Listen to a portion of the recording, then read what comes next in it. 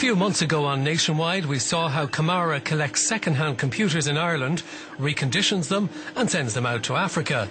Now we're going to see what happens when they get there.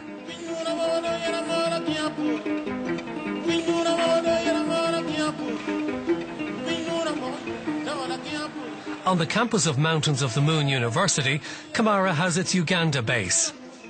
The charity operates in 7 African countries.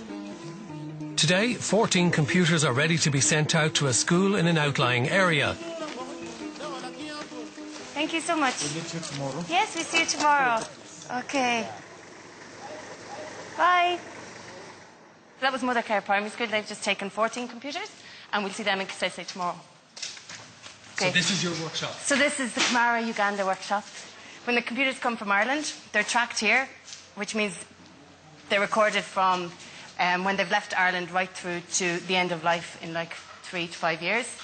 Then this area here is where we have e-learning and e-courses, e-books, so our volunteers can do some research and upskilling here. This is our pre-test area where all the computers are tested to meet a minimum specification. And then they're processed, so they're loaded with an open source Ubuntu software. And then here is where all our educational software goes on, so maths games, science games, offline Wikipedia and Moodle. Here is Danny, he's our electrician, and he has just recently rewired the whole hub for safety reasons.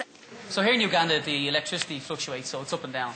So there's like surges, there's lightning strikes, there's everything, so you need a lot of protection put in place. So what we have now is we have surge protection, because, you know, as you can imagine, the power goes, comes back on, there's a lot of surges, low voltage, that protects that.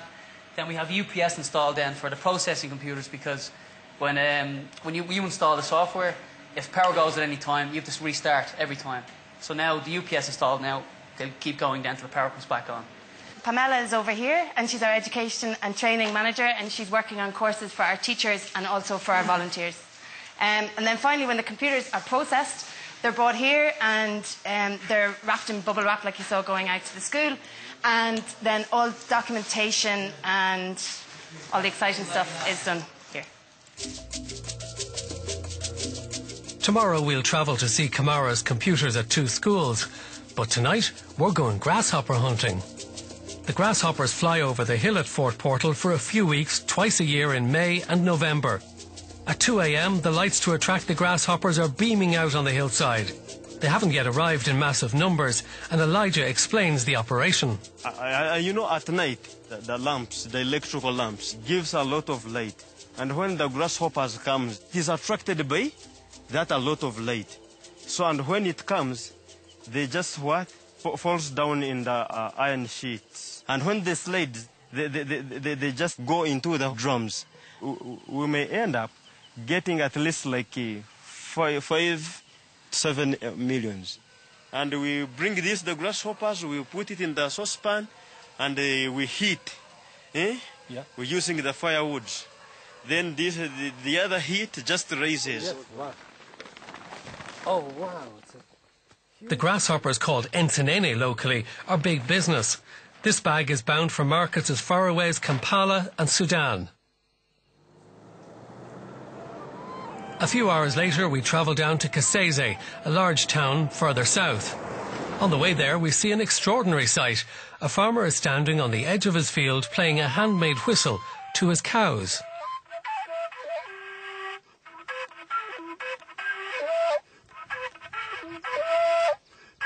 Our trip to Uganda has been partially funded by the Simon Cumbers Challenge Fund.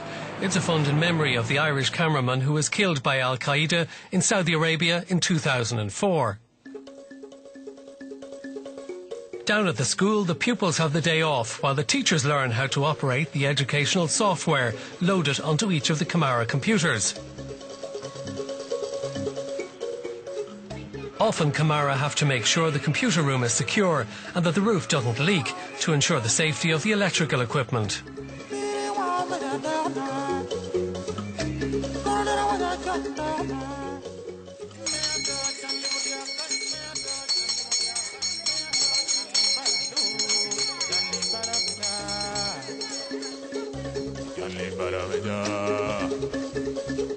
Nearby at Mother Care School, the children's computer lessons start early.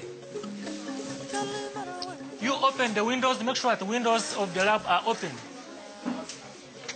We have the timetable for each class.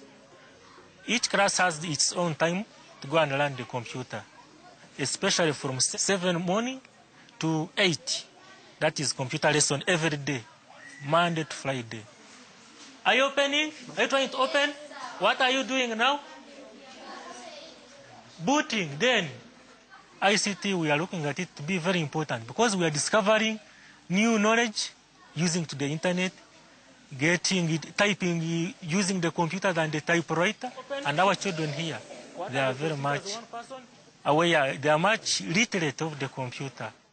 When the computers become obsolete or broken, they're not thrown out. Part of the Camara contract is that old computers are returned. So when the computers reach the end of their life, they're brought back to the hub in Fort Portal where we recycle them, and the school then has the opportunity to buy a second set at the original price that they paid. It's our responsibility to recycle them, and the school brings them back to us, yeah. Camara's small team in Uganda is mainly made up of volunteers, and while Computers for Africa can at first seem like a difficult proposition, Camara have proven it can work, and it does work. Back here at the Ivy Gardens, as you can see, there's a great sense of celebration of African culture. And just to let you know, a number of books have been published recently about African development, what works and what doesn't work, and the future for the continent. And if you'd like to read some of them, well, the details are on the Nationwide website, and the address is on your screens now. And that brings us to the end of this Nationwide programme. Hope you've enjoyed our Africa Day celebrations. There are similar events happening around the country, and you can check locally for details. Just before we take our leave, I'd like to wish everyone, but especially Africans living in this country, a happy Africa Day tomorrow. It's music all the way on Wednesdays nationwide. We catch up with the East Cork phenomenon that is Crystal Swing, and we hear about their success on YouTube and in the States. And we visit pianist Hugh Tinney at home in the run-up to the Festival of Music in Great Irish Houses.